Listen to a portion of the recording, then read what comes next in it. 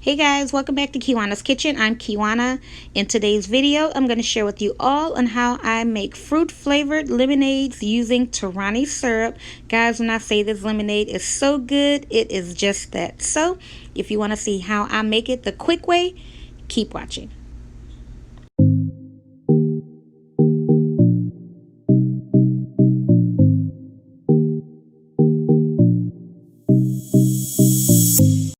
Alrighty guys, to make my lemonade, I'm going to be using this right here, my all-time go-to lemonade mix, which is Country Time Lemonade. If you want to freshly squeezed lemons, you definitely can do that. And I also have many videos on my channel here showing you guys of how I made lemonade using freshly squeezed lemon juice, but I didn't feel like doing that today. I am going with my fave here, my quick fave, and I'm going in with about a cup of that because you guys know this mix is more tart than it is sweet, so that's pretty much where the syrup is going to come in, because not only is it going to add in that extra sweetness, but it's going to also give you that fruit flavor of whatever syrup you choose.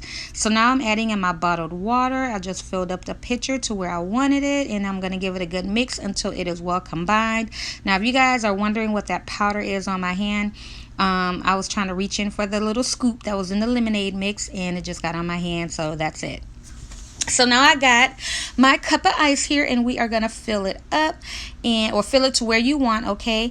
So now you have a ton of Torani flavors to choose from.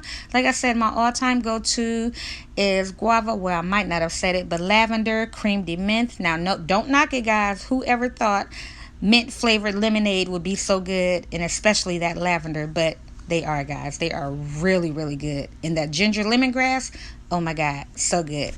But this right here is my all-time favorite to use, is guava. I love anything guava, okay? I love guava. So I went in with 4 pumps of guava.